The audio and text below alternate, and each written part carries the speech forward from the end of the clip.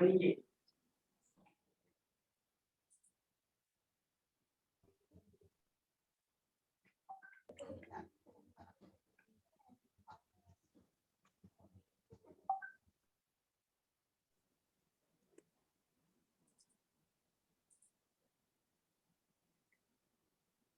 Ustaz, kat cerita tu buat waiting room, tertik waiting room. Jadinya dia apa? Ramai-ramai yang tak masuk kan. Berapa edit balik semula kan. Alhamdulillah. Okey. Apa sekarang dah? Bentar Ustaz. Bentar Ustaz. Kejap je. Untuk pergi ke dan juga ke Facebook. Tak dengar suara Ustaz dah. Boleh? Okey. Jadi lama tadi dah. 9 minit dah ready. Tapi tengok-tengok ramai tak masuk. Tak apa. Nak untuk ilmu macam tu Ustaz, mesti ada kesukaran dan pun kata kepayahan tu kan. Kalau tak nanti kita susah nak istiqomah.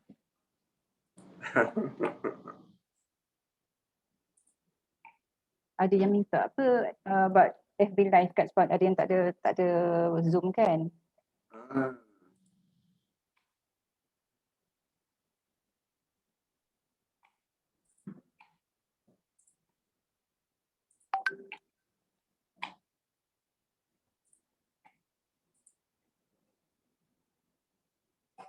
Lain tak bagus pagi ni. Apa macam tu dah pagi-pagi. Ya Ustaz. Putus-putus ke? Haa.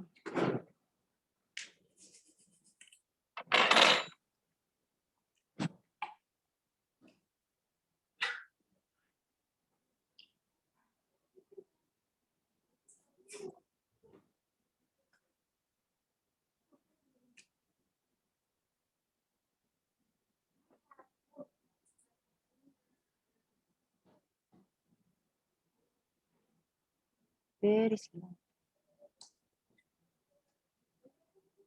Ustaz bertugas masuk pukul berapa Ustaz?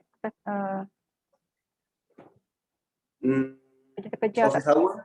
Ya. Masuk pukul 8 sampai pukul 5.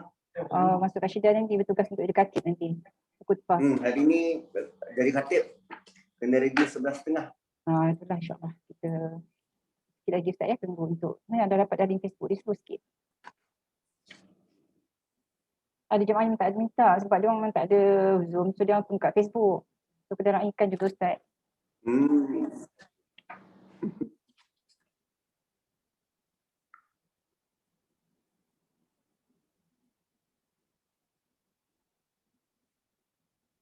Okey. Sekejap ya, insyaAllah.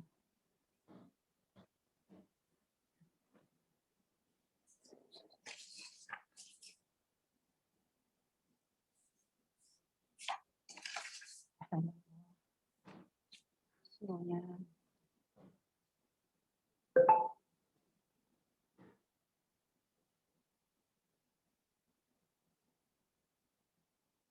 Okey.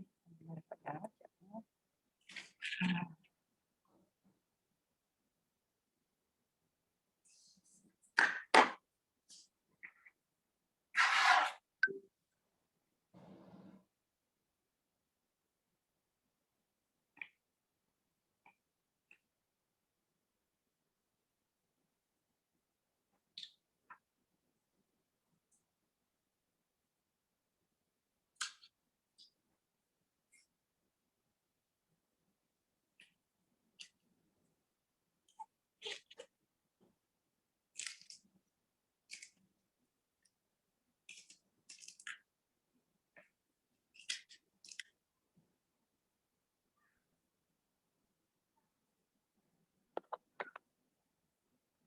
Ya Ustaz.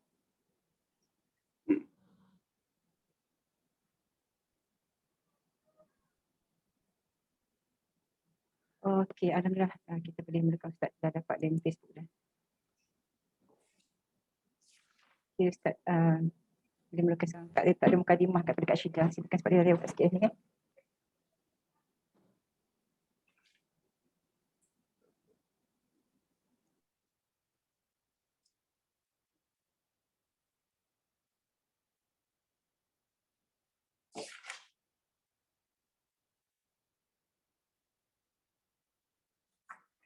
So, boleh mula?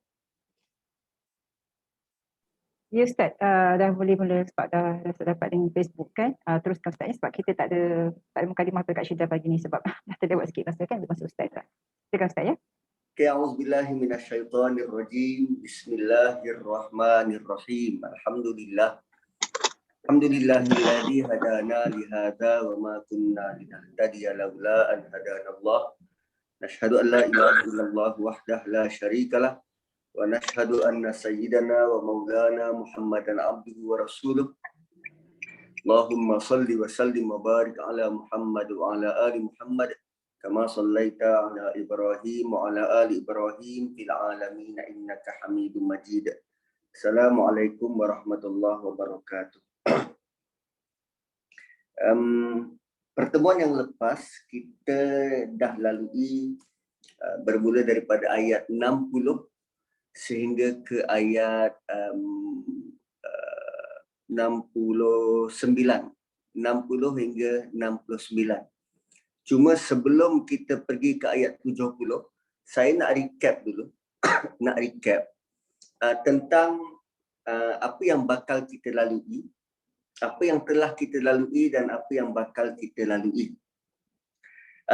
Cerita Nabi Musa dan Khadir ini ataupun Hudar, dia terdiri daripada 4 part.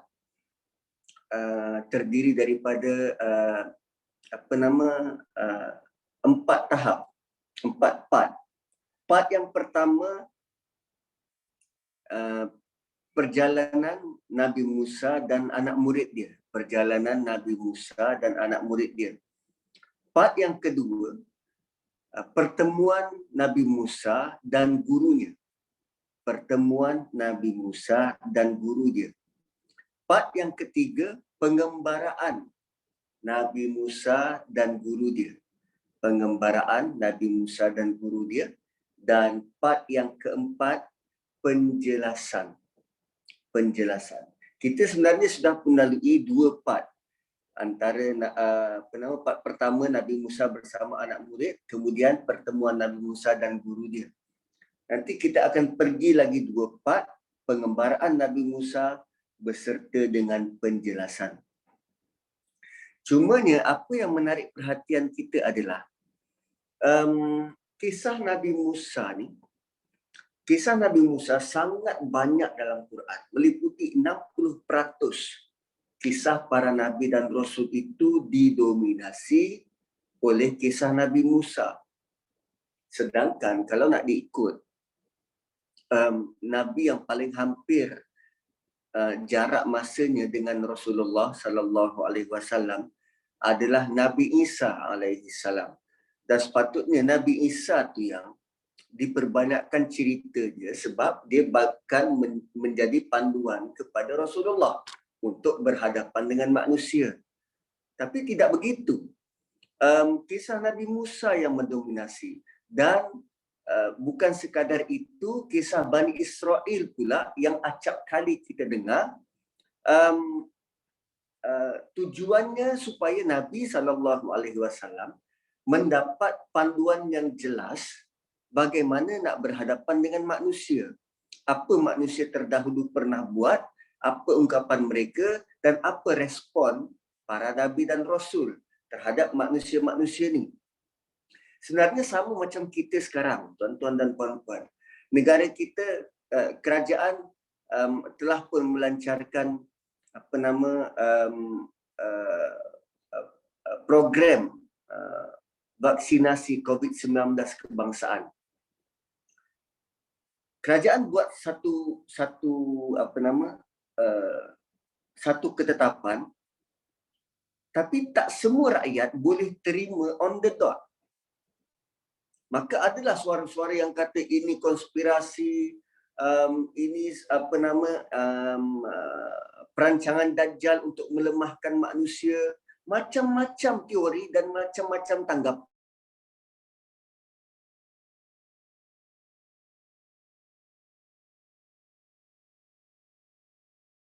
Maka ini dia kena dapatkan contoh-contoh kejadian terdahulu gunanya untuk memberi penerangan kepada orang sekarang. bahawa apa yang buat, apa yang dilaksanakan ini, orang dahulu pun buat begitu. Orang dahulu pun menolak begini. So Allah datangkan pula contoh para nabi dan rasul, terutamanya Nabi Musa kepada Rasulullah sallallahu alaihi wasallam agar nabi terpandu. Nabi terpandu. Okey. So bila Quran itu mempotret, bila Quran itu menggambarkan Nabi Musa dengan kisahnya ini supaya Rasulullah sallallahu alaihi wasallam dapat contoh dan tauladan, tidak keberatan kalau kita katakan bahawa Nabi Musa itu adalah guru kita. Kan? Sebab bila kita baca Quran, kerap kali kita jumpa dengan sirah Nabi Musa, sejarah Nabi Musa, perjuangan Nabi Musa, bagaimana tindak tanduknya. Dan kisah ini pula, kisah perjalanan Nabi Musa bertemu dengan Khudar ni, adalah kisah yang rare. Kisah yang tidak pun tercatat sebelum ini. Tidak tercatat pula kisah ini pada surah-surah yang lain, hanya dalam surah Kahf. Sehingga kan ada pihak yang tidak mempercayai Quran menanggap bahawa kisah ini adalah antara kisah yang dicipta oleh Rasulullah, oleh Muhammad, ma'azallah. Kisah yang dicipta oleh Muhammad sebab tak ada kisah itu dalam kitab-kitab terdahulu. Dan tanggapan mereka juga mengatakan bahawa Quran ini meniru atau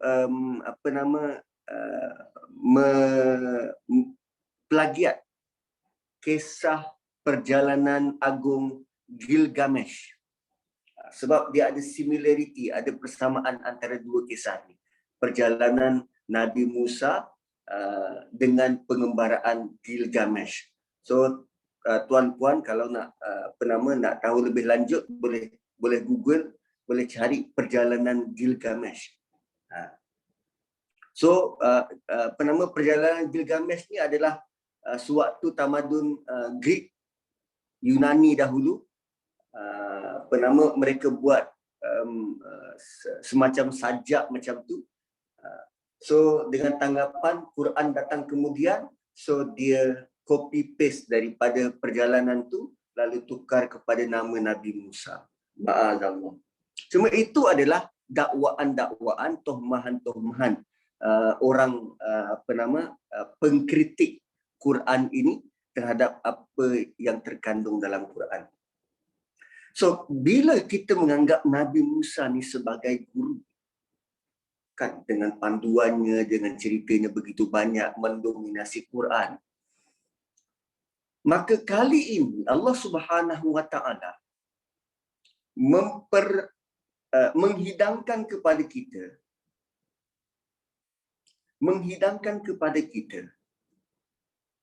guru kita ini, tuan guru kita ni, grandmaster kita ni belajar dengan orang lain. Wow. Itu pendekatan yang luar biasa yang yang jarang kita didedahkan dengan pemahaman macam ni. Contohnya macam ni tuan-tuan. Kita selalu dengar, kita suka dengar tausiah, kuliah, tazkirah daripada Menteri Agama. Kan, Datuk Dr. Zulkifli Muhammad Al-Bakri. Kita dengar dengan tekun, kita dengar dengan teliti. Dan bayangkan pada satu hari, kita masuk ke dalam kelas, dalam kuliah, dan Datuk Dr. Zul kata, hari ini saya tak mengajar, tapi hari ini saya nak belajar dengan salah seorang daripada guru saya. Selama ni kita belajar daripada dia, melihat dia dengan kefasihannya, dengan ilmunya yang luas terbentang begitu, Tapi pada satu hari itu, dia sendiri mengakui, saya hari ini nak belajar dengan guru saya. Cuba bayangkan tuan-tuan. Dia yang begitu hebat, sekarang dia mengatakan ada pula orang lain yang next level. So, cerita ini sebenarnya membawa kita kepada next level. Seorang nabi juga diarahkan oleh Allah Subhanahu wa taala untuk pergi belajar. Wow, itu dahsyat. Bayangkan, guru itu, nabi itu diperintahkan untuk belajar. Okey. Kemudian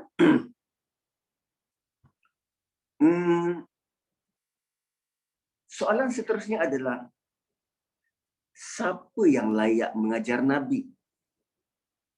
Siapa yang layak mengajar seorang nabi? Plus, Nabi Musa bercakap direct dengan Allah.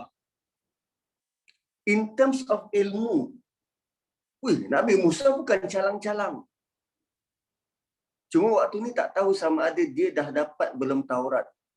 Dia dah dapat ke belum Taurat. Tapi yang pasti Nabi Musa sudah pun bercakap dengan Allah secara direct. So untuk akses kepada ilmu tu, Nabi Musa dia bukan macam manusia biasa, dia seorang nabi. Lalu siapa yang layak untuk mengajar Nabi Musa? Siapa guru dia? Dan lebih menakjubkan adalah bila Allah tidak dedahkan pun nama guru itu, melainkan Allah kata fawajada 'abdan min ibadina. Ini kalimah yang sangat luar biasa. Sangat banyak dimensi yang kita boleh lihat hanya daripada kalimah 'abdan min ibadina. Yang mengajar Nabi Musa tidak pun disebut nama, tetapi Allah gelar dia sebagai salah seorang dari hamba kami. Oh, rupanya kita kadang menerima ilmu daripada orang yang kita tak sangka yang dia ada capability. Yang pertama. Yang kedua, orang yang nak ajar Nabi Musa ni bukan calang-calang orang. Sebab dia nak mengajar seorang Nabi. Dah tentu level dia itu level yang tinggi.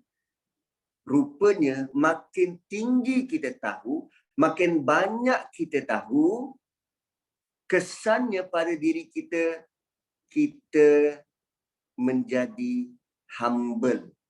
Kita berjiwa humble.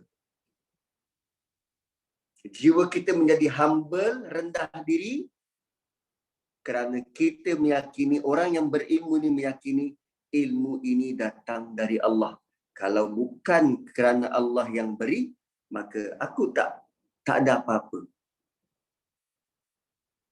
Nah, itu impak daripada perkataan abdam min ibadina. Makin banyak kita belajar, makin menjadikan kita berjiwa hamba. Kita takkan mudah-mudah kata, aku ada PhD lah, hormat sikit. Tak.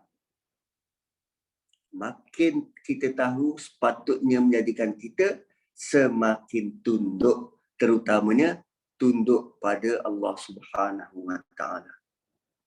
Okey. Kemudian gelaran hamba ni gelaran hamba ni ada beberapa kali disebut, ditujukan kepada Rasulullah sallallahu alaihi wasallam. Ayat pertama surah ini juga Allah guna perkataan hamba, kan, alhamdulillahillazi anzala ala abdihil kitab. Abdihi, hamba dia. Dan ada ayat lain yang Allah guna juga perkataan yang sama, tapi merujuk kepada orang-orang yang orang-orang yang melampau. Saya cari dulu dia. Ya ibadi ladzina asrafu. Okay, dalam surah Zumar ayat 53.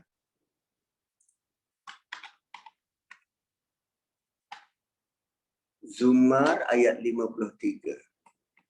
Mana surah Zumar? 39.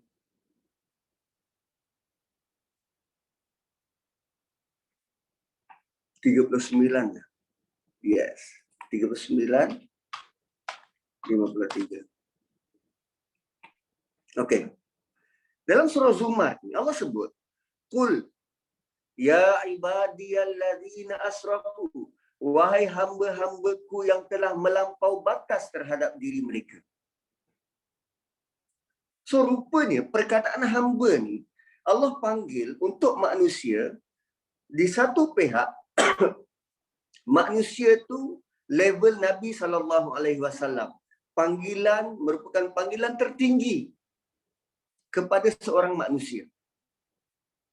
Tapi satu sudut lain, terutamanya pada ayat ini, Allah panggil mereka-mereka yang melampau batas.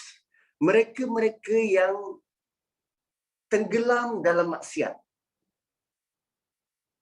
Dan Allah panggil itu tujuannya supaya jangan berputus asa dari rahmat Allah. Ya ibadiyalladzina asrafu. Wahai hamba-hambaku yang melampau batas. Sebenarnya Allah boleh saja panggil dalam bentuk begini. Qul ya ayyuhalladzina asrafu. Wahai orang-orang yang melampau batas. Tapi Allah panggil dengan perkataan ibad. Pertama Allah nak bagi peluang, nak bagi tahu engkau masih ada peluang. Jangan putus asa. Yang kedua, kalaulah orang-orang pendosa yang melampau batas ini pun Allah bagi peluang, takkanlah kita nak terus berputus arang. Kalau Allah boleh panggil orang melampau ini sebagai hamba dia, so bagaimana sikap kita terhadap mereka yang melampau ni? Adakah nak terus tutup pintu, tak nak bergaul dengan mereka?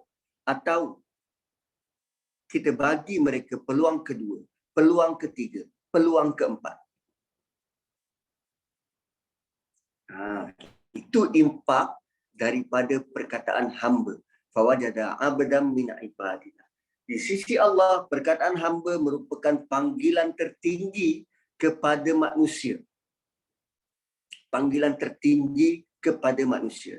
Tapi di sisi manusia, perkataan hamba merupakan panggilan terendah dalam kasta manusia. Itu beza. Okey. Kemudian,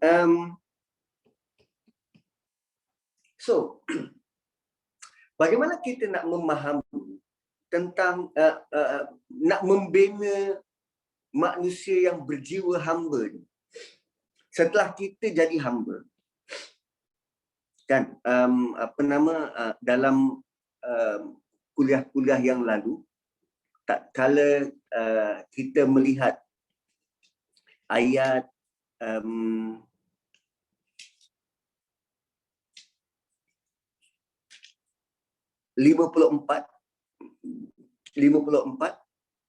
walaqad sarrafna fi hadzal qur'ani lin-nasi min kulli mathal wa kana al-insanu aktsara syai'in jadala.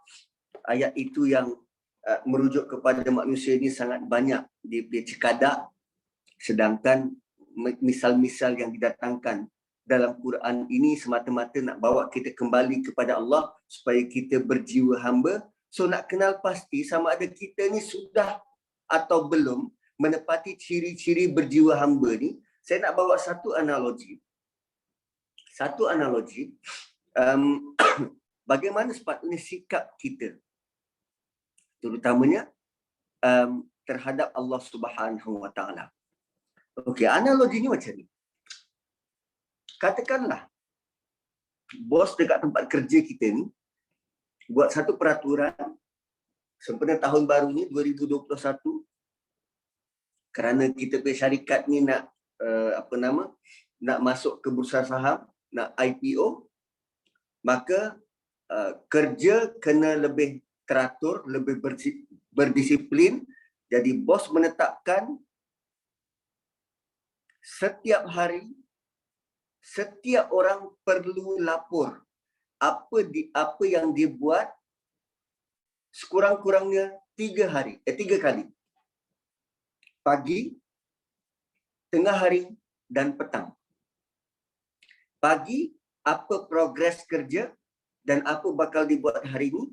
Tengah hari, sampai mana dah progres untuk hari ini.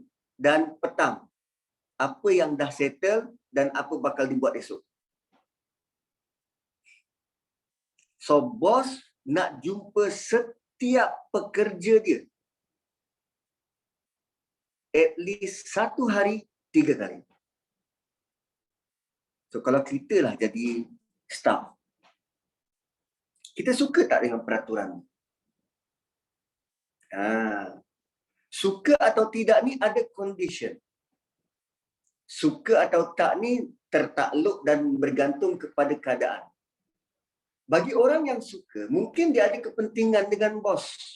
Dia rajin, mungkin boleh diharap, kerja dia tip-top. Dia tak ada masalah untuk berjumpa dengan bos. Dan ada lagi satu golongan yang tak ada masalah berjumpa dengan bos sebab bos dia handsome, wangi dan masih bujang. Jadi orang-orang yang ada menaruh hati kan, suka pada bos ni, dia memang nak jumpa dengan bos. Sebab itulah masa dia untuk dia berdua-duaan dengan bos.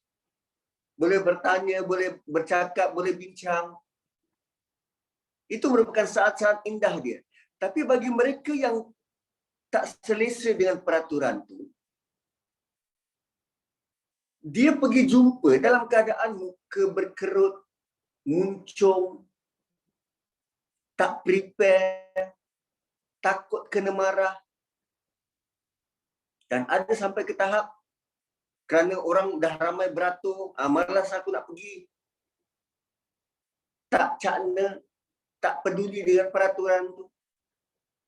So, bagi mereka yang bersedia, jiwa dan raga, menyukai bos, tak ada masalah.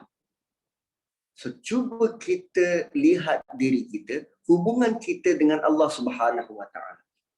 Terutamanya bila Allah menitahkan kepada kita wajib bertemu dengan dia 5 kali sehari semalam. Orang yang jiwa je itu mencapai tahap berjiwa hamba, mengakui kebesaran, keagungan, mengenali Tuhan, maka dia nak jumpa dengan Allah tanpa perlu dipanggil. Kadang dia pergi ke masjid untuk tunaikan solat sebelum azan dilaungkan. Ada pula tahap manusia, dia dengar azan, wow, ini panggilan. Pergi. Ada jenis manusia, dia dengar azan, dia tukar channel radio ke channel lain. Itu analogi yang boleh kita fahami bagaimana sebenarnya tahap kita. Adakah kita sudah mencapai tahap aku mula berjiwa hamba ataupun masih jauh lagi perjalanan, masih banyak lagi yang aku perlu dapat, masih banyak lagi yang aku perlu analyze supaya aku benar-benar berjiwa hamba. Okey. Kemudian,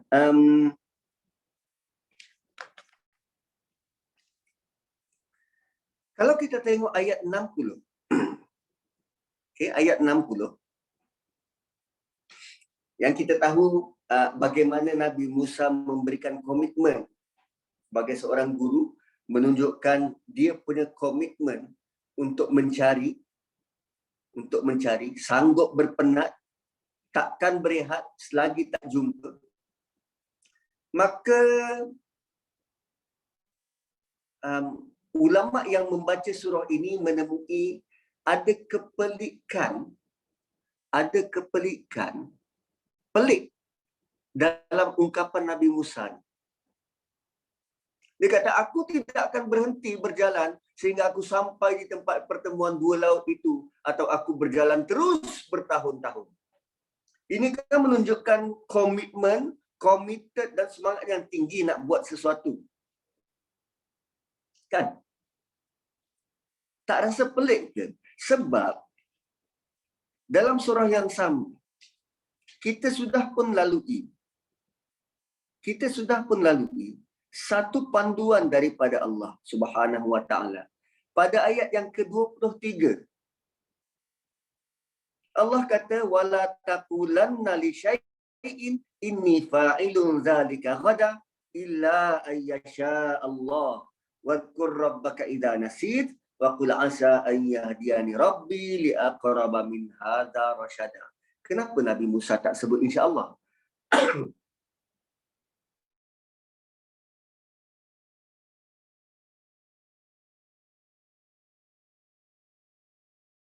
Sampai dapat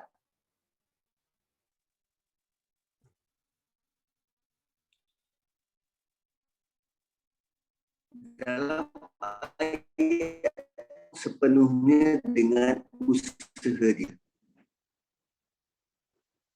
Rupanya takdir Allah Subhanahu wa taala, Allah mengingatkan Nabi Musa melalui kalam murid dia. Bila murid dia kata, inni nasitu. Ni. Fa inni nasitul huta. Aku lupa. Lantas bila Nabi Musa teringat balik tentang perlunya ungkapan insya-Allah, maka nanti kita akan temui perkataan itu disebut oleh Nabi Musa. Satajiduni insya-Allah sabira wa silaka amra. Engkau akan dapati aku insya-Allah orang yang sabar dan aku tidak akan membantah sebarang perintahmu. Apa yang kita boleh belajar daripada kisah ini? Awalnya Nabi Musa menunjukkan komitmen begitu tanpa meletakkan perkataan insya-Allah, dan lantas peristiwa seterusnya mereka dilupakan, mereka berdua lupa, dan anak muridnya mengingatkan aku lupa. Lalu Nabi Musa mengungkapkan perkataan insya-Allah. Moralnya adalah manusia ni dia memang tempat lalu lalang lupa. Tempat lalu lalang lupa. Lalu bila kita lupa, maka kembalikanlah ingatan kita pada Allah Subhanahu wa taala. Dan ini petunjuk jelas bahawa kita sangat perlu kepada peringatan. Sebab kita memang pelupa. Sangat perlu kepada peringatan. Kita memang pelupa. Yang kedua,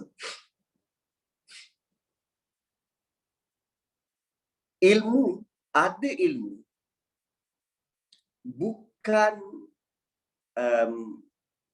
bukan petanda bahawa kita tak ada kelemahan.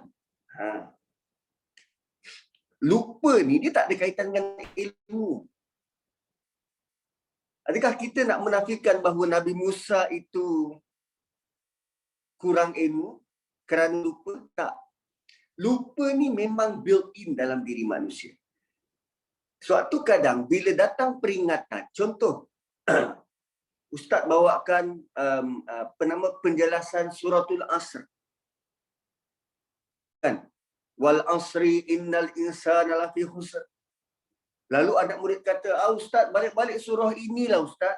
Macam tak ada surah lain kita nak belajar. Saya daripada kecil sampai ke sekarang ni, kan remaja purba.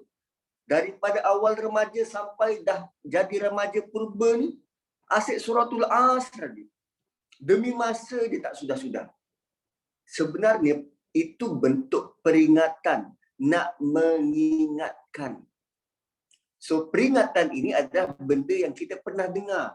Sebab tu perlu diingatkan, refresh kembali. Mana tahu ada maklumat-maklumat yang baru.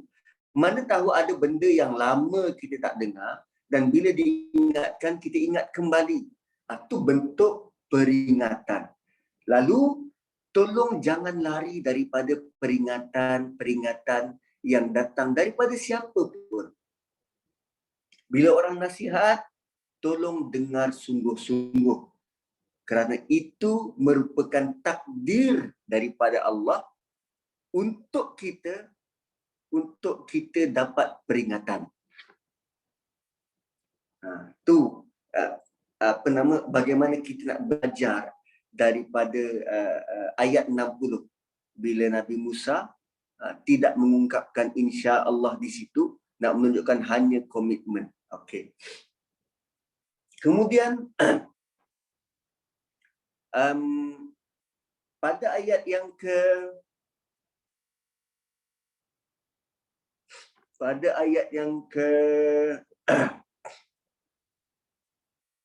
62.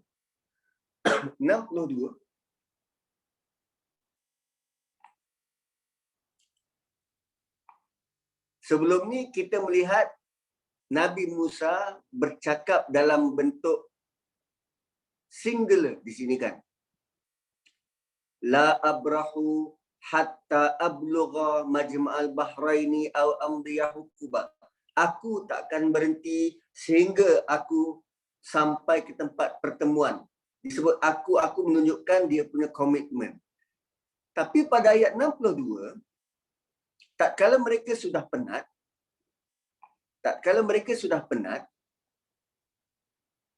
dia kata atina ghada'ana laqad laqina min safarina hadha nasaba. Dia kata kita ataupun kami. Kenapa sebut kami? Antara lain pengajarannya adalah untuk menunjukkan komitmen, guru perlu tunjukkan komitmen yang benar-benar jitu supaya dicontohi oleh anak murid. Tapi in terms of keletihan, kelemahan, guru perlu akui bahawa murid juga letih. Guru perlu meraihkan juga murid ni pandai letih, penat, ada kekurangan. Murid juga lupa. So guru tolong jangan bersikap keras terhadap anak murid yang mungkin belum mampu, yang mungkin keletihan, yang mungkin kelemahan. Dan ini menunjukkan, ayat 62 ini menunjukkan betapa Nabi Musa mengambil berat terhadap anak murid dia. Dia bawa makan bersama. Kalau cikgu-cikgu sekarang, dia makan tak sama-sama dengan anak murid?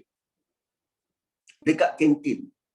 Ada guru yang sangat prihatin, sangat bagus melayani anak murid, memberi repo dengan sangat baik, diingati oleh anak murid di zaman berzaman. Tapi adakah semua guru macam tu? So dalam teks ini, dalam konteks Nabi Musa ni, dia ajak anak murid dia makan bersama-sama. Penat sama-sama, jom kita rehat sama-sama, kita makan sama-sama. Wow, itu pengajaran yang besar yang kita boleh belajar. Okey. Kemudian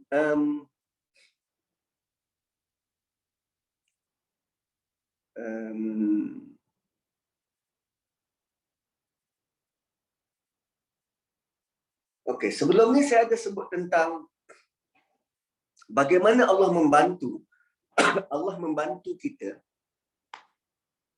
sama ada kita pergi kepada sesuatu atau kita melarikan diri daripada sesuatu. Pergi kepada sesuatu atau kita melarikan diri kepada sesuatu. Cuma ada satu poin penting.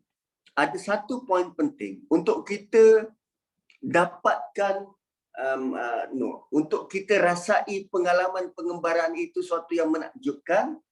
Pertamanya, bila kita serah urusan itu pada Allah. Ashabul Kahfi dia menyerahkan urusan dia pada Allah, lalu mereka melarikan diri daripada sesuatu.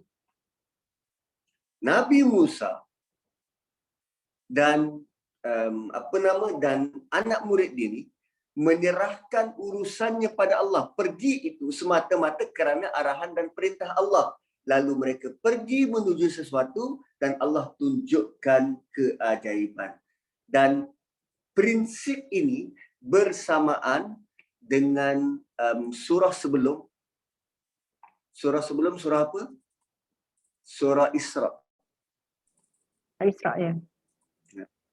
Surah Isra 17 ayat 80.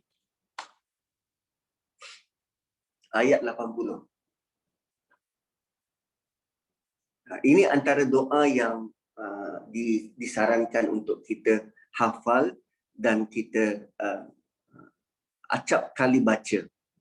Dan ini merupakan doa yang Nabi yang dititipkan untuk Nabi sebelum Nabi berhijrah daripada Mekah ke Madinah. Kerana kita tak tahu apa bakal berlaku masa akan datang. Lalu kita mohon pada Allah, ya Allah, masukkan aku ke dalam urusan agamamu, ke dalam urusan agamaku dengan cara masuk yang benar. Dan keluarkan aku daripadanya dengan cara keluar yang benar. Waj'al li min ladunka sultanan nasira. Dan kurniakan kepada aku dari sisimu sultanan nasira, keterangan serta kekuasaan yang bakal menolongku. Tuan-tuan, kita setiap masa sebenarnya sedang dalam satu situasi. Sama ada kita nak keluar daripada situasi itu ke satu situasi lain, atau kita nak masuk ke dalam situasi lain. Bangun tidur, kita sebenarnya keluar daripada tidur kepada posisi berjaga. Kemudian kita daripada bilik tidur nak masuk ke bilik mandi. Kita sebenarnya setiap masa sama ada kita nak keluar atau kita nak masuk ke dalam sesuatu. So, kisah Musa, Nabi Musa dan kisah Ashabul Kahfi merupakan dua contoh bagaimana situasi manusia. Kalau dalam Ashabul Kahfi itu, mereka melarikan diri dari sesuatu, keluar daripada sesuatu, dan dalam konteks cerita Nabi Musa, dia menuju kepada sesuatu. Dia nak masuk kepada sesuatu. So, dalam mana-mana keadaan, kita mohon bantuan daripada Allah. Masukkan aku dengan baik, keluarkan aku dengan baik. Dan pandu hidup aku, bantu aku. Waj'alli min ladunka sultanan nasira. Itu pengajaran juga besar buat kita. Panduan yang ampuh buat kita. So, impak dia, kita berharap Allah akan bantu dengan apa cara sekalipun. Itu yang kita nak. Kita nak bantuan Allah dalam bentuk yang kita tak pernah sangka. So, selama ni, bila sebut begitu kan, bantuan tidak pernah kita sangka, apa yang trigger dekat minda kita? Oh, ini ayat 1000 dinar. Wa may yattaqillaha yaj'al lahu makhraja wa yarzuqhu min haitsu la yahtasib. Wa may yatawakkal 'ala Allah fa huwa hasbuh. Tuan-tuan, kalau kita tak minta dengan Allah, macam mana nak dapat? Kalau kita tidak bergantung, berserah pada Allah, macam mana Allah nak bantu? So, dia kena bermula, kita yang mencetusnya. Kita menjadi hamba, berjiwa hamba, mohon dengan Allah sungguh-sungguh, serahkan urusan dengan Allah, tawakal dengan betul, usaha dengan bijak, dengan baik. Lalu Allah akan hantarkan bantuannya. Allah akan bantu dengan apa cara sekalipun. Wa kana Allahu ala kulli syai'in muqtadira. Itu kita dah lalui dah ayat itu. Okey. Kemudian tentang syaitan. Syaitan. Tentang syaitan. Kat mana ayatnya tu? Pada ayat fa inni nasitul hud wa ma ansanihu illa syaitanu an azkura.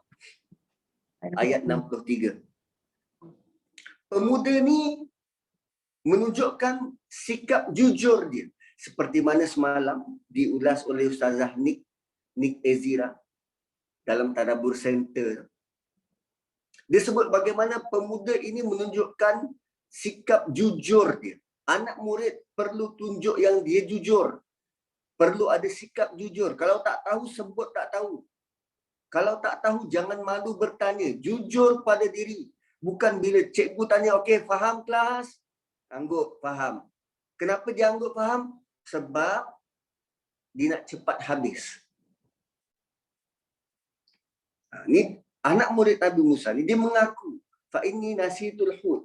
Dan tentang syaitan, dia kata, wa ma ansanihu illa syaitanu an azkurah. Dan tak ada yang menyebabkan aku lupa, melainkan syaitanlah yang bertanggungjawab. Ataupun syaitan ada saham. Atau syaitan ada campur tangan. Rupanya bila kita malas dan lupa ingat Allah, ada potensi syaitan masuk campur. Bila kita mula malas kan, lupa pada Tuhan, buat sewenang-wenangnya, ikut suka kita, kena cek betul-betul bahawa syaitan ini dia boleh campur tangan. Dia boleh menjadikan kita rasa begitu. Malas dan tak ada mood.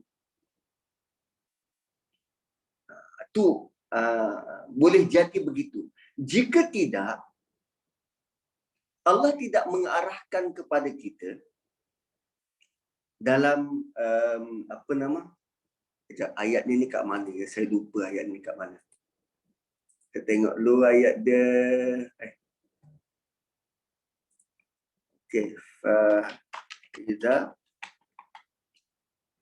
qara'tal Quran. Fa idza qara'tal Quran fasta'iz billahi minasyaitonir rajim.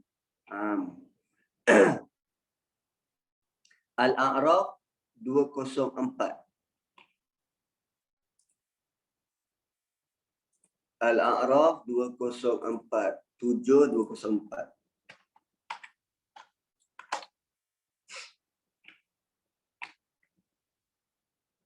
Oh bukan, ini fasta'iz billah. Fa idza qara'tal Quran fasta'iz billah. Ini disebut ta'awuz. Nahl 98. Surah An-Nahl 16-98.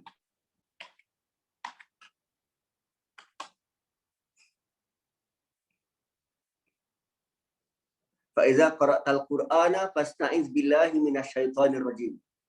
Apabila engkau membaca Quran, maka hendaklah engkau terlebih dahulu memohon perlindungan kepada Allah dari hasutan syaitan yang direjam. Ayat ini memberi indikator pada kita, nak baca Quran pun syaitan boleh ganggu gugat. Quran ini apa? Kalamullah. Bayangkan untuk baca Quran pun Allah minta kita, suruh kita mohon perlindungan pada Allah dari syaitan. Apatah lagi kalau sekadar baca artikel di Facebook, teori konspirasi, ada kita mohon pada Allah minta lindung? Tak ada. Baca Quran yang menjadikan kita rapat dengan Allah pun Allah suruh kita minta lindung. Kerana apa? Kerana syaitan, terutamanya bila kita baca Quran, syaitan berusaha untuk memesongkan kita. Jika tidak, tak ada berulang kali melalui surah Kahfi ini, berulang kali Allah suruh kita jangan lari fokus. Syaitan yang nak kita lari fokus. baca surah, baca ayat Quran, tak faham apa. Hanya semata-mata nak kejar, nak cepat habis. Itu kan syaitan. Bila nak habiskan surah Mulk tu berapa banyak kali kita menguap. Itu kan campur tangan syaitan. Kan bila datang nasihat buat kita, terutamanya nasihat yang menggunakan ayat Quran, kita rasa boring dan malas. Itu kan syaitan campur tangan. Lalu dalam proses ini, dalam proses menuntut ilmu ini, Allah gandingkan wujudnya campur tangan syaitan tu.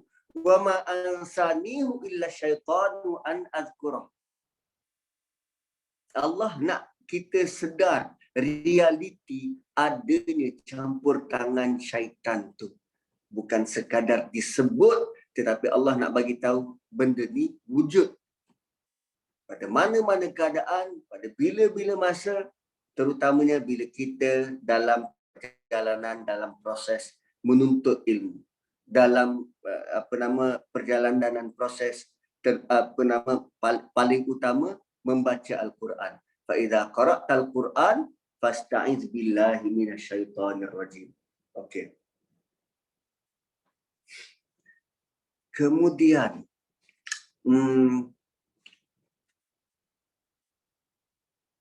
ini recap yang terakhir. Recap yang terakhir sebelum kita teruskan. Dekat mana tu ya? Okey, ayat 64. Fartadda ala asarihima qasasa. Fartadda ala asarihima qasasa. Surah yang sama, kita tengok surah yang sama, pada ayat yang dekat mana ada ayat tentang asarihim. Ni, ayat ke-6. Ayat ke-6 juga Allah sebut tentang asarihim. Asar ni apa? Remnants. Asar ni perbuatan-perbuatan kita, perbuatan telah lalu. Okey, kalau tengok tadi ayat 64, fartadda ala atharihima, mereka pun balik semula ke situ, mereka pun berpatah balik. Fartadda ala atharihima, mereka berpatah balik mengikut kesan-kesan jejak langkah mereka, kesan perbuatan mereka.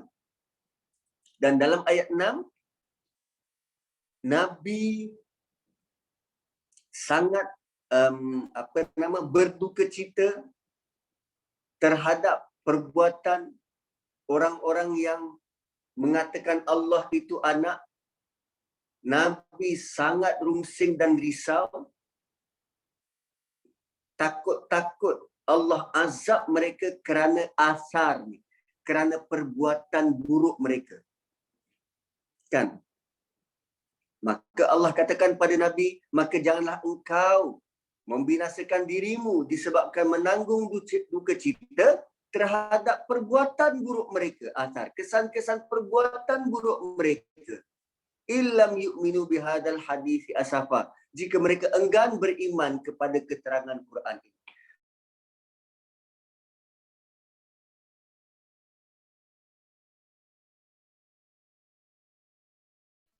Orang Nasrani kali kedua merujuk kepada cerita Nabi Musa.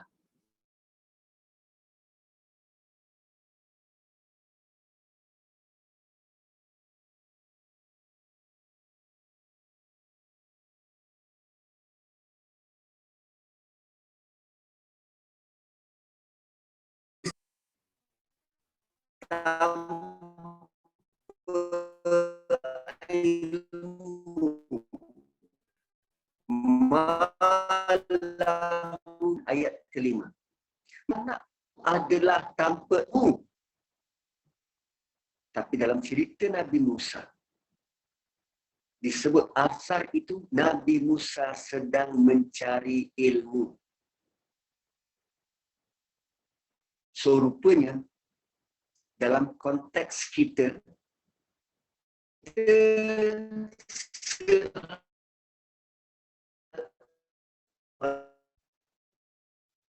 buat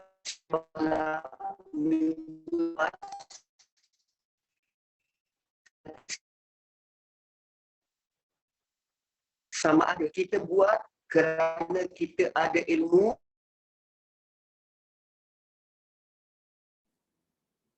Ustaz ada gangguan. Pasal ini. atau ada gangguan. Okey, saya ulang balik. Nama dia Ustaz. Kita ini dalam konteks kita ni ada asar, ada benda yang kita tinggalkan. Semalam kita buat suatu pekerjaan, minggu lalu kita buat pekerjaan, bulan lepas, tahun lepas. Sama ada pekerjaan kita, perbuatan kita, kesan-kesan perbuatan kita itu kita buat dengan ada ilmu atau dengan tak ada ilmu. Okay, kita meninggalkan legasi. Sama ada kita ada ilmu atau kita tak ada ilmu. Dan bayangkan kalau kita tinggalkan legasi dengan kita tak ada ilmu. Kan? Dengan kita tak ada ilmu dan kita tinggalkan contoh buruk, lalu orang ikut. Kita bakal jadi macam orang Nasrani ini. Pada ayat ke-6. Dengan dia tak ada ilmu, dia tinggalkan pula contoh-contoh buruk, orang terkemudian ikut. Dan dia dah mati. Dalam konteks ayat 6, orang Nasrani ini dah mati. Dia dah mati. Macam mana dia nak betulkan balik?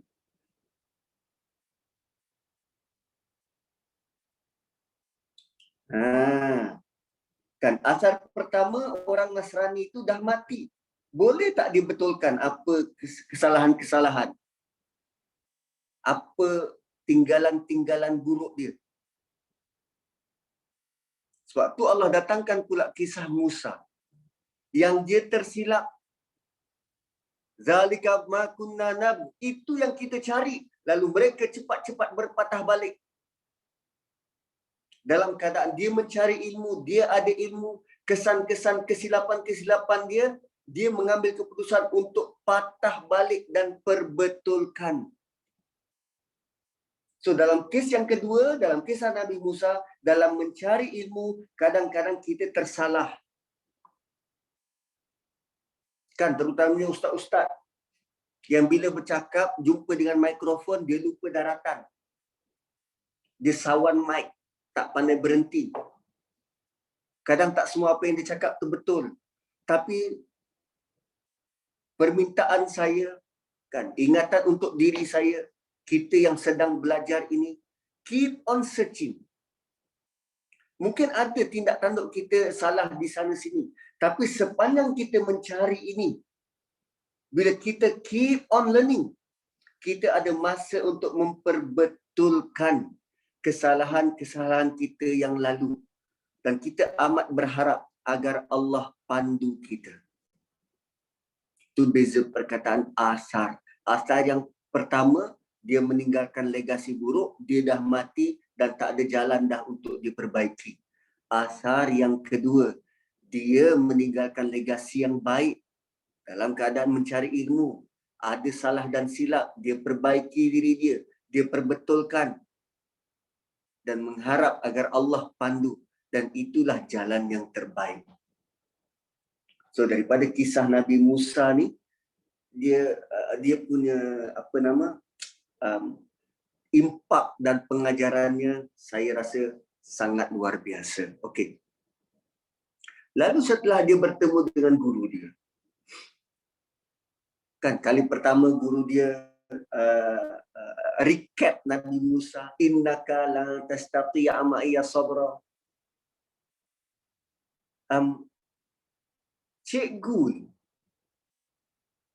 Cikgu yang berpengalaman ni, dia ada insting. Kan, cikgu-cikgu yang berpengalaman ni, dia ada insting.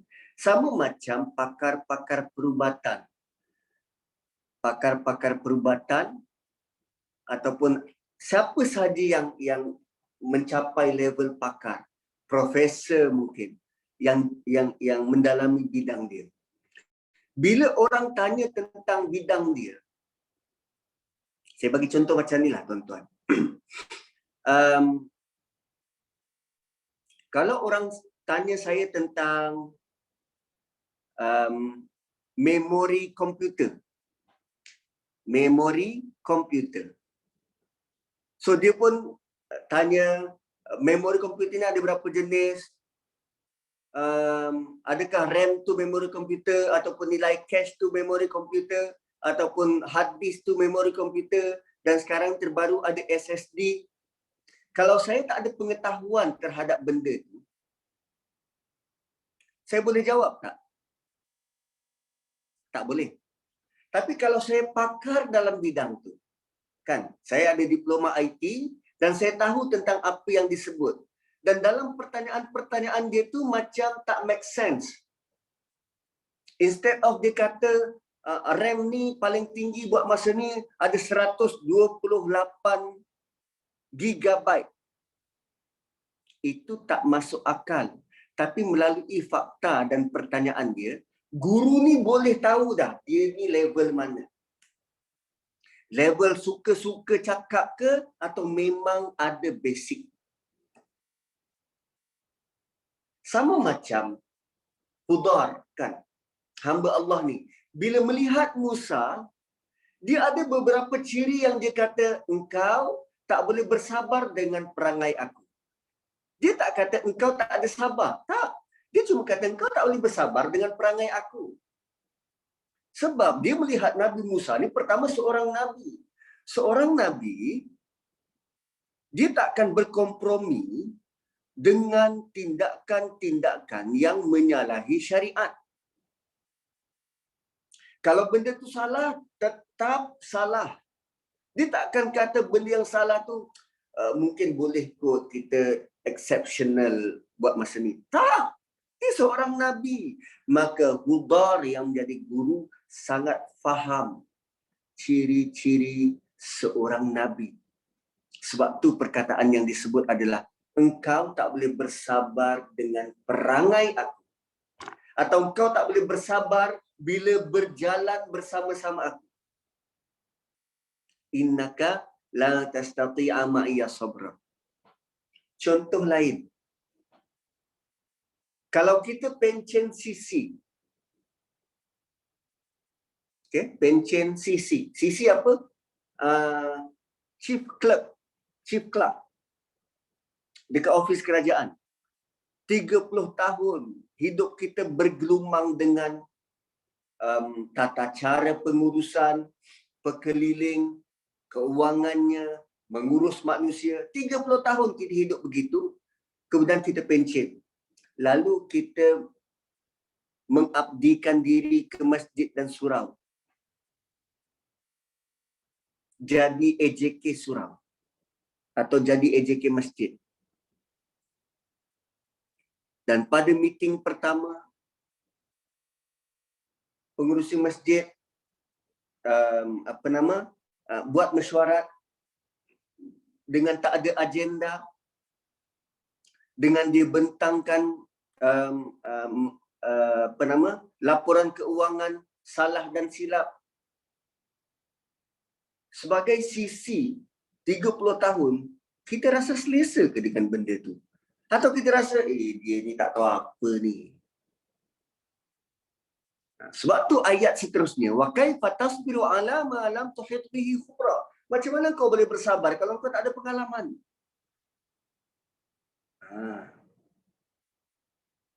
Dan Hudar bukan bermaksud untuk merendahkan Nabi Musa.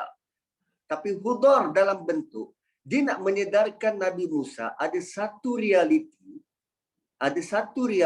yang kau kena hadapi dalam hidup kita ni. Ada satu realiti yang kau kena hadapi dalam hidup kita ni. Tidak semua yang berlaku dalam hidup kita seperti mana yang kita nak.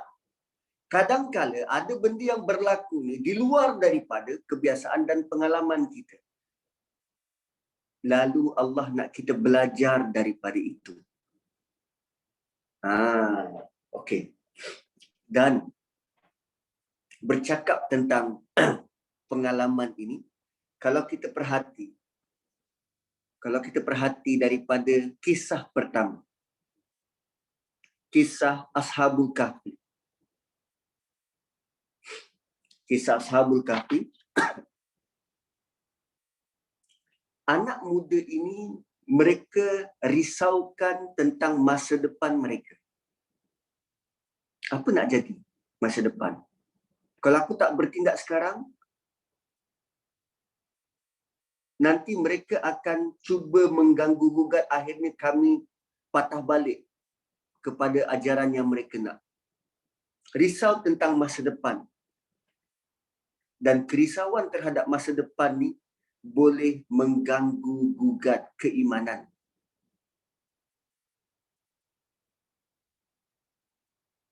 Cerita kedua tentang harta dan anak. Tengok bagaimana impak kepemilikan harta dan anak juga boleh mengganggu gugat keimanan. Lupa diri, merasa apa yang dibuat tu sudah betul dan benar, juga mengganggu gugat keimanan. Dan kisah Nabi Musa ni, dia jis adalah perjalanan Nabi Musa menghadapi perkara-perkara luar jangka. Perkara-perkara yang dia belum ada pengalaman. Perkara-perkara yang tak pernah berlaku dalam hidup dia. Dan ada satu ketika, nanti dekat hujung cerita tu, bagaimana usaha mereka untuk membantu orang kampung tu tidak diendahkan dan tidak di-appreciate. Tak ucap terima kasih pun.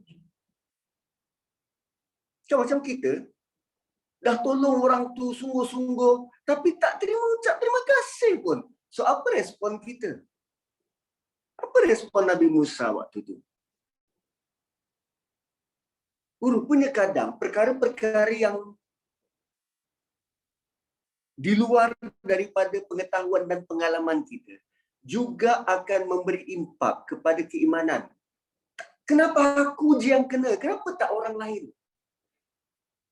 Aku dah cuba dah bertahun-tahun tak juga dapat anak. Kenapa doa aku tak didengar?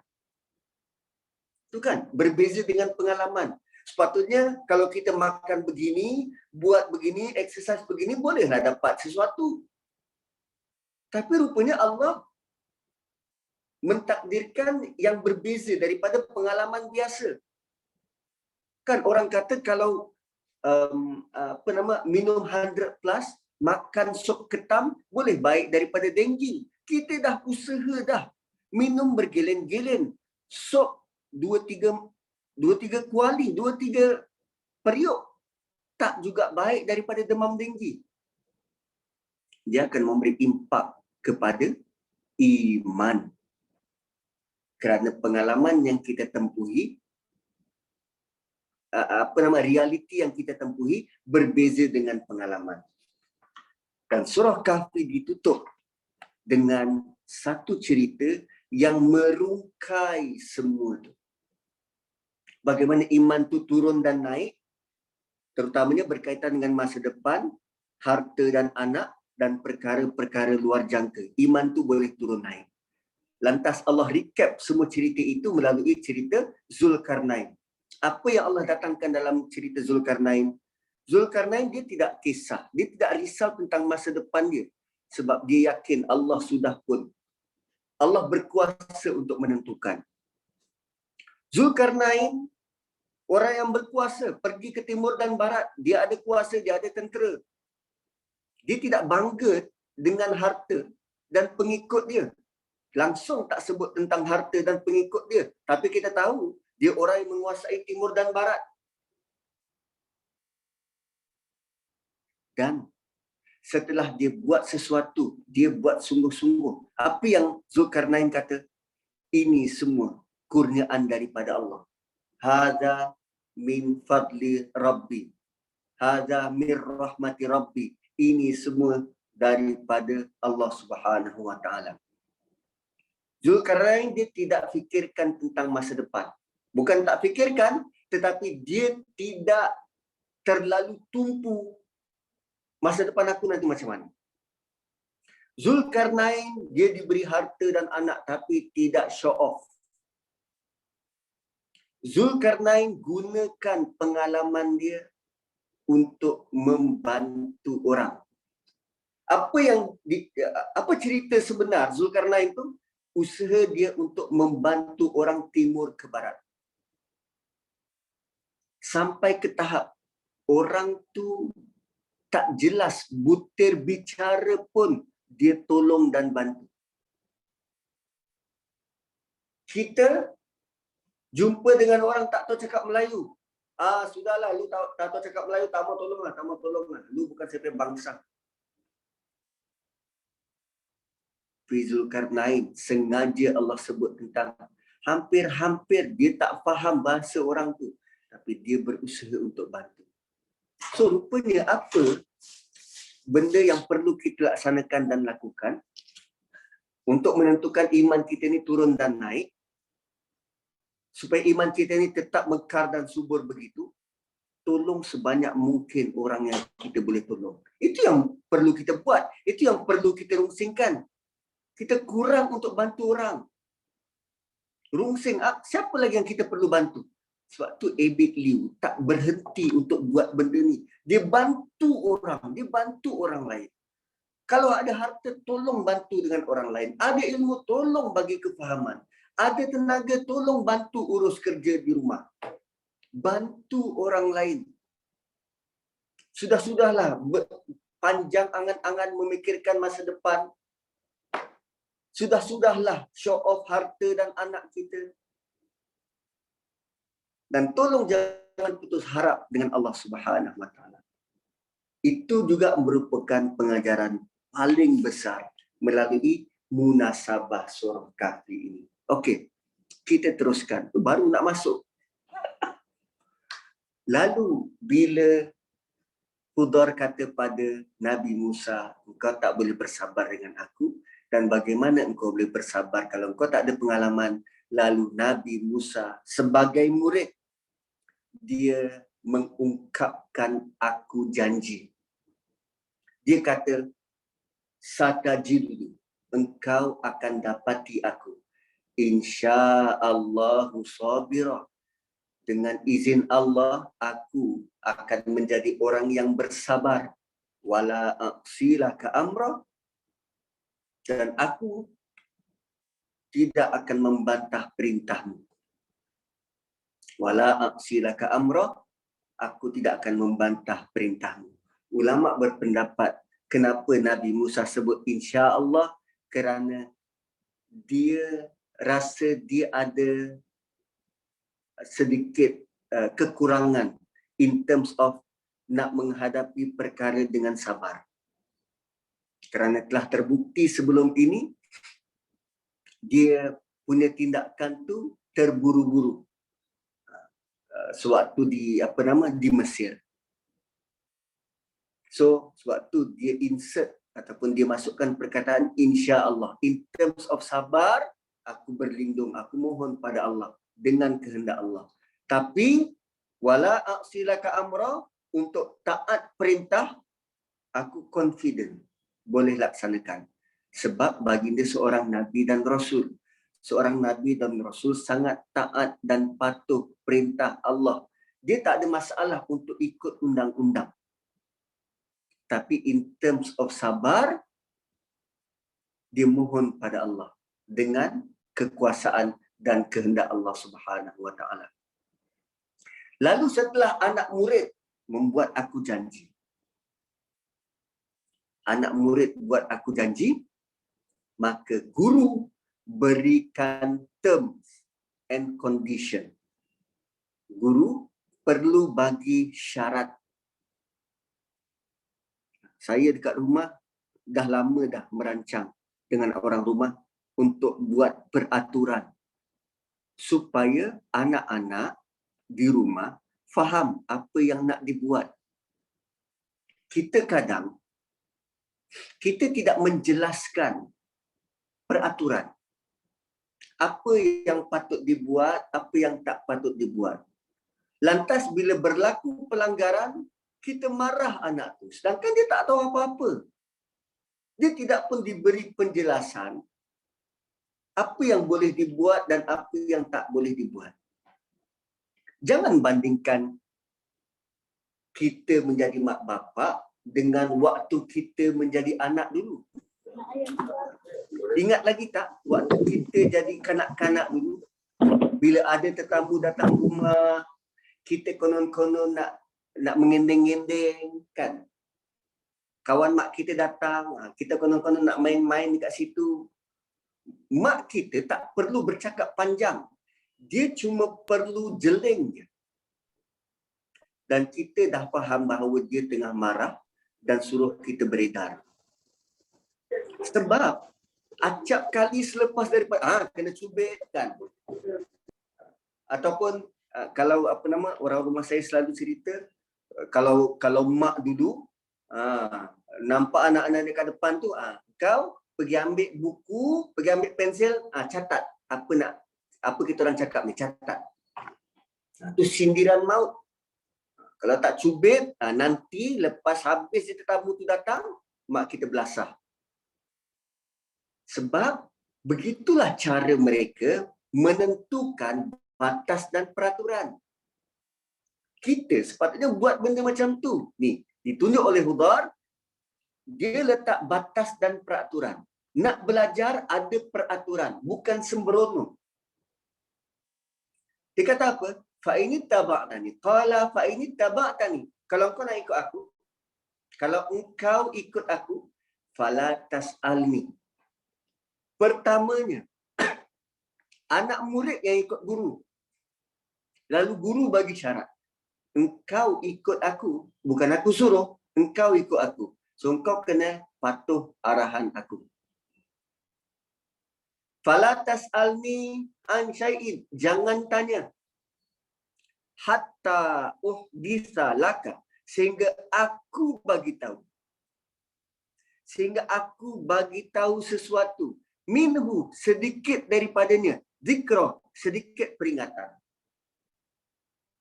Syarat Hudhar adalah, kalau kau ikut aku, jangan tanya. Syarat pertama.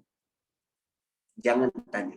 Yang kedua, aku sendiri akan bagi tahu. Kalau aku nak bagi tahu. Dan kalaupun aku bagi tahu secebis daripada maklumat itu. Dan secebis daripada maklumat itu pun merupakan peringatan, sedikit peringatan. That's it. Aku bukan nak bersyarah panjang-panjang, aku bukannya nak berkhutbah, tak, sikit aja. Mungkin satu perkataan, mungkin dua perkataan. Tuan-tuan, ini syarat sangat berat. Terutamanya bila kita nak belajar. Macam mana kita boleh kata itu sesi pembelajaran kalau tak boleh nak soal? Tapi syarat Nabi Haidir, syarat Hudhar ni sangat disukai oleh anak-anak murid kita sekarang kan. Bila tanya ada soalan, tak ada. Sebab Nabi Hudhar kata jangan tanya apa-apa. No, ini untuk kisah Nabi Musa ni je. Kita nak belajar kena tanya soalan. Sebab kalau kita tak tahu, tak faham, kita tak grab masa tu, maka dia akan sia-sia dan kita terlepas peluang besar. Okey. Cuma dalam konteks ini, Nabi Musa diingatkan semacam itu. Saya teringat kisah Nabi SAW sewaktu dia menjadi murid. Nabi pernah jadi murid? Ya. Nabi menjadi murid kepada Jibril. Terutamanya sewaktu peristiwa Mi'raj, Isra' Mi'raj. Kita sekarang berapa Rejab? Nanti 27 Rejab, kisah Isra' Mi'raj kan? Ya. Nanti akan diulangi juga kisah-kisah yang semacam ini. Waktu tu Nabi berjalan ikut Jibril. Nabi berjalan ikut Jibril. Lalu ada satu ketika nama Nabi dipanggil 3 kali. Nama Nabi dipanggil 3 kali. Apa yang Nabi buat? Nabi ikut Jibril jalan terus. Sedangkan benda tu menyalahi sikap dan akhlak Nabi. Nabi bukan macam tu. Nabi SAW bila dipanggil oleh siapa pun, baginda akan meraihkan panggilan tu. Malah baginda akan menoleh tu berserta dengan badan.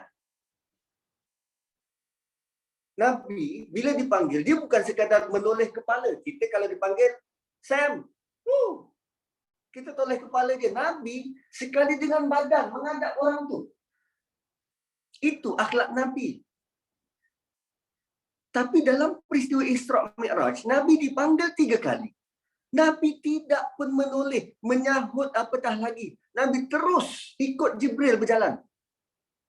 Jalan terus walaupun nama dia dipanggil. Dan waktu berhenti, Jibril tanya, tadi nama engkau dipanggil, kenapa engkau tak menoleh? Kenapa engkau tak menyahut? Jawab Nabi adalah, engkau tak berhenti? Engkau tak berpaling? Apa ibrahnya? Nabi sedang jadi murid. Nabi sedang ikut guru. Sebab yang paling faham tentang situasi itu, yang paling faham tentang alam itu, yang paling faham tentang tempat tu adalah Jibril. So sebagai anak murid, tolong jangan buat benda suka hati. Ikut guru. Guru tak berhenti, janganlah berhenti. Guru tak berpaling, janganlah berpaling. Walaupun nama kita dipanggil. Itu luar biasanya Nabi. Lantas Jibril bagi tahu, kalau engkau tahu tak siapa yang panggil tadi? Tak tahu. Yang panggil tadi adalah dunia. Dan kalau engkau berpaling, maka umatmu akan turut berpaling. Tuan-tuan, itu pengajaran sangat luar biasa. Jadi murid, benar-benar jadi murid, bukan ikut kepala. Nak masuk kelas, tolong kosongkan. Tolong sediakan satu ruang kosong bahawa aku benar-benar nak belajar, nak dapat sesuatu. Bukan dengan ada satu idea, aku nak test ustaz ni. Dia tahu tak? Datang tu semata-mata nak test ustaz. Datang tu semata-mata nak comparekan ustaz ni dengan ustaz yang lain. Akhirnya kita tak dapat apa-apa. Rugi pada diri kita sendiri. Suatu proses belajar ini, dia bukan sekadar duduk dan dengar. Tak. Dia ada proses yang pelbagai untuk kita menjadi pelajar yang baik dan berkesan. Patuh pada peraturan, walaupun mungkin peraturan tu tak kena dengan jiwa kita. Ikut je. Itu untuk kebaikan kita. Dahsyat. So, bila Hudhar kata, ini tabak tadi, kalau kau nak ikut aku, fala tas'alni, jangan tanya aku. Ini syarat guru. Dan kita kena ikram, hormati syarat guru. La tas'alni an syai'in hatta uhditsalaka min dzikra. Kan tadi Hudhar kata engkau tak boleh bersabar dengan perangai aku. Yes, ini syarat dan represent kehendak dan perangai guru tu. Kalau guru disiplin bagi syarat, kita boleh agak syarat seorang guru disiplin ni macam mana. Kalau guru yang bukan guru disiplin, guru psikologi bagi syarat, kita boleh agak keras atau tidak syarat yang dia bagi. So, rupanya peraturan-peraturan ni bergantung kepada perangai guru tu. So, kita boleh agak guru ini bagaimana dia punya perangai. Dan ternyata syarat yang diberi, syarat yang bukan biasa-biasa. Lalu mereka pun berjalan. Fantalaqa, mereka pun berjalan berdua. Berdua? Habis Yusha bin Nun tadi mana? Dia sudah pun berpisah. Suatu Nabi Musa bertemu dengan Hudar, Nabi Yusha bin Nun pun beredar. Sebab itu disebut fantalaqa, bukan fantalaku. Mereka semua tak, tapi mereka berdua. Mereka berjalan. Hatta idza raqiba fis safinati kharaqaha. Berjalan sehingga mereka masuk ke dalam sampan. Kharaqaha. Tiba-tiba Hudar memecahkannya. Punyalah benda itu secara tiba-tiba dan out of nowhere. Ayat Quran itu didatangkan dalam bentuk yang hadir tiba-tiba. Tidak dalam bentuk ayat panjang. Allah cuma kata, bila dia masuk sampan. Bila dia masuk sampan, dia pecahkan. Allah tak kata dia masuk sampan, bertemu dengan orang owner sampan, tak bayar upah, duduk dengan tenang, lalu dipecahkan. Tak. Ayat itu memang datang dalam bentuk tiba-tiba. Dan Nabi Musa memang terkejut sebab benda itu tiba-tiba. Bayangkan, masuk sampan, dipecahkan. Tuan-tuan pernah pergi naik feri, pergi Langkawi? Kita semua masuk ke dalam sampan, ketua rombongan tiba-tiba pecahkan sampan itu dari dalam. Apa respon kita? Wah, engkau gila ke? Engkau nak tenggelamkan kami semua? Qala akhraqtaha la tughriqa ahlaha laqad ji'ta syai'an imra. Engkau nak bocorkan sedangkan engkau nak tenggelamkan kita semua ke? Nabi Musa terkejut. Lalu dia kata, akhraqtaha litughriqa ahlaha. Engkau bocorkan, engkau nak tenggelamkan kita semua ke? Oh, dia tak kata kami semua. Dia cuma kata, engkau nak tenggelamkan penumpang lain ke? Laqad ji'ta syai'an imra. Sungguh apa yang kau buat ni benda yang besar. Tuan-tuan, respon Nabi Musa ni memang sudah diduga.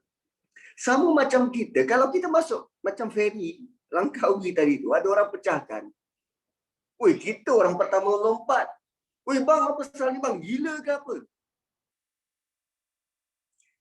Nabi Musa bukan sengaja melanggar arahan. Tetapi apa yang berlaku itu menyalahi pengalaman biasa. Sebab tu Nabi Musa melompat. Terutamanya dia seorang Nabi. So, betul tak bila Hudar kata engkau tak boleh bersabar dengan perangai aku? Perangai ini termasuk tindak tanduk dia. Apa yang Hudar buat, tindak tanduk dia, dia pecahkan. Nabi Musa tidak bersabar dengan itu. Nabi Musa bersabar saja dengan peraturan Hudar. Dia tak tanya pun kenapa, tak. Fala tas'alni, dia tak bertanya. Dia cuma respon terhadap apa yang Hudar buat. Cuma ayat itu dalam bentuk akhraqtaha. Apakah engkau membocorkannya dan ingin menenggelamkan penumpang-penumpangnya? Itu kan dalam bentuk soalan. Asalnya fala tas'alni. Ini reflect Nabi Musa. So basically Nabi Musa tidak bertanya soalan. Dia reflect je. Macam kita. Kita pun bagi reflect, bagi respon. Wow, itu besar. Akhraqtaha litughriqa ahlaha laqad ji'ta syai'an imra. Ustaz, Yes. perbuatan Nabi Hidr tu di luar jangkaan Nabi Musa lah Ustaz kan? Dia terkejut lah kan? Ya betul. Kita sangka jadi keluar dia punya sebagai ketidaksabaran dia tu, dia keluar lah kan? Perbuatan luar jangka, luar daripada biasa. Dia cuma bagi respon balas. Dan rupanya nak belajar ni, terutamanya dalam konteks Nabi Musa ni, ini adalah level tinggi. Ini adalah pengajaran level tinggi. So, ibrahnya pada kita, waktu kita kindergarten, satu orang guru dia boleh cater dalam 20-30 orang murid. Sampailah kita ke tingkatan 5. Satu orang guru, satu kelas, ada 20 ke 30 orang pelajar. Bila naik ke universiti, kita naik ke satu peringkat yang lebih tinggi. Satu kelas, satu kuliah tu boleh 200 orang. Sebab level tinggi. Pensyarah disediakan dan masing-masing boleh dapatkan rujukan. Tapi selepas daripada degree, naik ke master, dia mula berkurang semula. Satu guru 15 orang pelajar. Ataupun satu guru 4 orang, 5 orang pelajar. Level master. Tapi cuba tengok level PhD. Satu orang pelajar ada satu supervisor.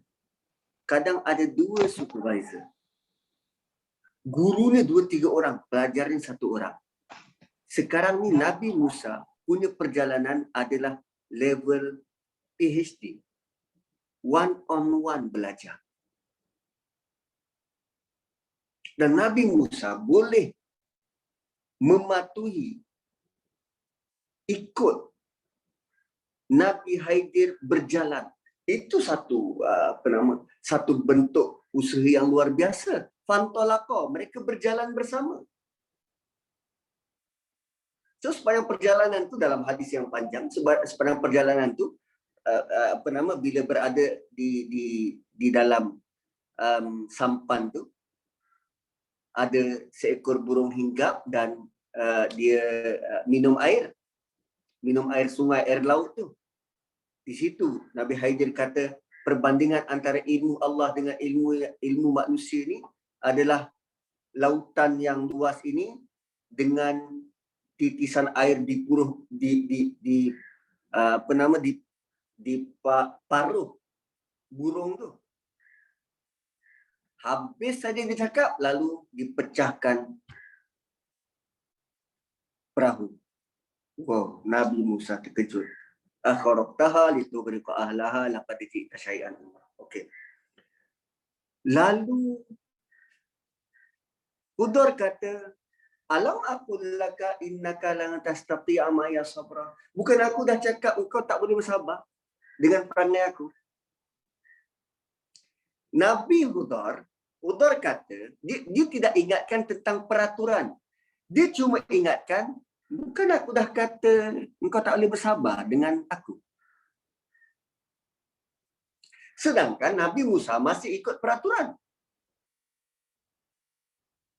Dia tak minta penjelasan. Dia cuma kata, engkau tak boleh bersabar dengan perangai aku. Seolah-olah dia mengulang balik ayat yang ke-67. Innaka lan tastati'a ma'iya sabra. Diulang balik ayat 67. So ayat 73. Qala la tu'akhidni bima nasitu. Sebagai anak murid. Basically, kalau ikut tadi tu, dia tak langgar peraturan. Musa boleh dia kata, aku belum langgar peraturan, aku tak tanya apa-apa pun. Aku cuma respon, aku reflect je. Musa mengambil tanggungjawab. Sama seperti anak murid tadi, mengambil tanggungjawab, bersikap jujur. Aku admit, aku salah. Tolong jangan bagi aku kesukaran. Wala turhiqni min amri usra. La tu'akhidni bima nasitu. Jangan marah sebab aku lupa. Minta maaf, aku lupa.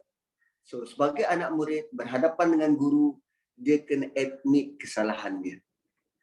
Minta maaf, aku lupa. Tolong jangan berhati aku dengan keputusan-keputusan yang sukar.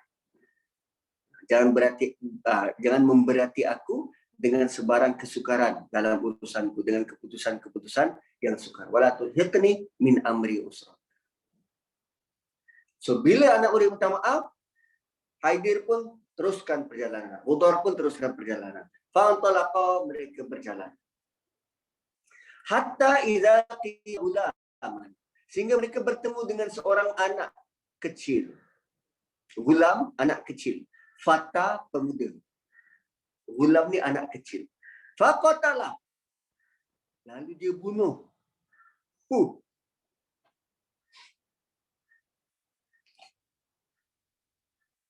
Puan-puan, kalau kita berjalan dekat market, nampak anak kecil tengah main-main, berjalan dekat, berlari menuju kita, tiba ada member kat sebelah kita ni pergi bunuh dia. Kan? Ambil kepala, pulas. Terkulai. Apa respon kita? Weh, kau bunuh dia. Sama je, kita juga akan respon macam tu. Walau apa juga syarat yang ditentukan. Sebab apa yang berlaku ni memang luar jangka. Memang luar kebiasaan.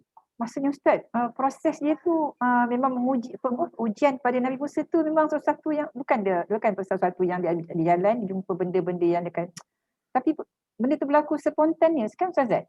Yes. Betul. Memang spontaneous. Dan benda spontan ni kita tak boleh kawal. Reflect. Mana boleh kawal? So apa yang berlaku ni memang spontan. Lalu Nabi Musa baru ditanya, aqatalta nafsan zakiyatan bighairi nafsin laqad ji'ta syai'an nukra. Engkau bunuh satu jiwa yang bersih, yang tidak berdosa, bunuh orang. Kan, kau bunuh satu jiwa bersih. Wih, apa engkau buat ni sangat mungkar. Apa yang engkau buat ni sangat mungkar.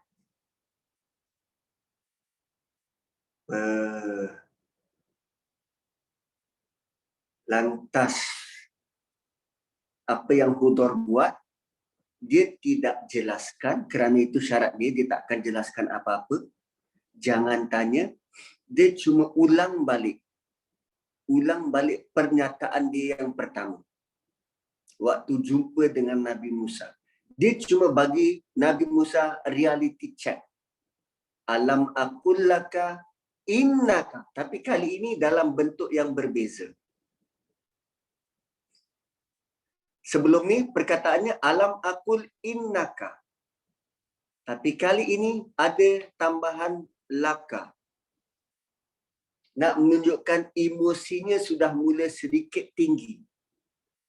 Bukan aku dah bagi tahu engkau, sungguh engkau takkan bersabar dengan aku. Kalau ayat sebelum ni, aku dah bagi tahu engkau tak boleh bersabar dengan aku. Tapi ayat yang ini, bukan aku dah bagi tahu engkau tak boleh bersabar dengan aku. Macam tu. So emosinya sudah sedikit tinggi. So kerana emosi sudah sedikit tinggi ni, jam pun sudah 10.30. Ada baiknya kita berhenti dulu untuk kita sambung nanti next week, insya-Allah.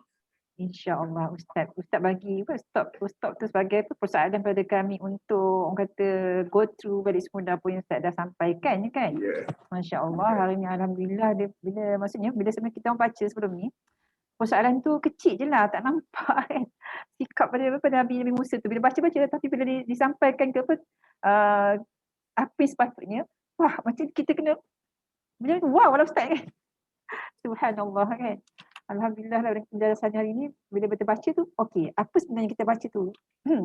Dengan penjelasan Ustaz hari ni kan, insya-Allah mudah-mudahan faham dah situasi yang berlaku antara Nabi Musa dan juga Nabi Khidir Ustaz ya. Insya-Allah Ustaz. Ada persoalan ke daripada sahabat-sahabat? Masa pun dah dekat pukul 11 Ustaz bertugas pagi ni sebagai okey. Ada persoalan Ustaz? Masuk kita bacakan ke? Saya baca ya. Saya tengok. Adakah sifat malas tu berpunca dari dosa-dosa yang belum Allah ampunkan? Tu saya tak tahu. Tak tahu sifat malas itu kerana dosa ke atau apa. Malas tu juga memang built-in dalam diri kita. So bila kita berjaya untuk menguasai sifat malas tu, kita dapat ganjaran. Maksudnya kalau kita kita boleh bebas keluar mengatasi sifat malas kita, dah ada point di situ, dah ada point ganjaran dan pahala yang Allah sediakan. Sama juga dengan bila Nabi menggalakkan kepada kita untuk baca doa. Baca doa yang macam mana? Kan seorang sahabat tanya pada Rasulullah, "Ya Rasulullah, aku banyak hutang. So macam mana aku nak settlekan hutang aku ni?" Nabi suruh sahabat tu berdoa. Instead of Nabi tak suruh sahabat tu kau pergi bank, pinjam bank, lunaskan hutang. Tak. Atau Nabi tak suruh pun sahabat ni pergi jumpa dengan sahabat-sahabat besar. Abu Bakar misal kata yang kaya, Uthman yang kaya, ataupun Abdul Rahman bin Auf. Tak. Nabi suruh sahabat ni berdoa. Allahumma inna na'udzubika minal hammi wal hazan wa na'udzubika minal ajzi wal kasal. Kasal tu malas. So rupanya kalau kita berjaya mengeluarkan diri daripada sifat malas ni, ada banyak benda yang kita boleh settlekan. Dia memang built-in dan kita berdoa pada Allah untuk kita tidak malas. Dan dia tak tahu sama ada dia ada kaitan atau tidak dengan dosa, yang tu saya tak tahu. Cuma saranan Nabi itu sangat luar biasa.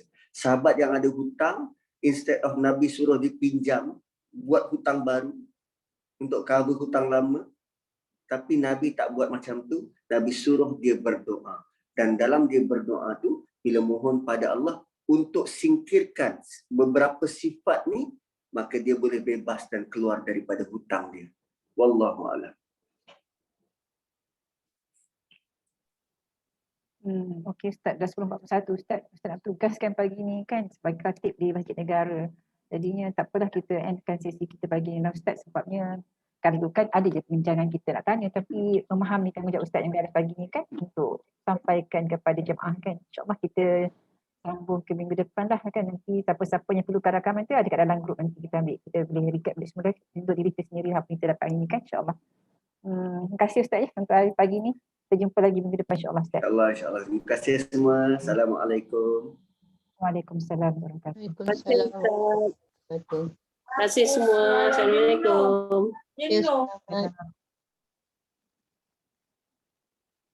Alhamdulillah kita sampai pada penghujung ya. So insyaAllah kita jumpa minggu depan ya, sambungan pada ni. So tadi pun Ustaz dah recap untuk yang minggu lepas punya. Alhamdulillah top-up mana patutlah kan. So hari ni pula Ustaz sambung baru berapa 2 ayat, baru 3 ayat sahaja, insyaAllah. Jumpa lagi ya. Banyak kelas lagi ni sebenarnya. Tadabbur, Surah Al-Baqarah, Dr. Farid Razi, lepas tu Tadabbur Surah Al-Nawirah. So kita endkan sesi pagi ni ya, sesi pagi ni dengan tasbih kafarah dan juga surah Ma'az. Terima kasih ya Ustaz. Okey, jumpa lagi insyaAllah.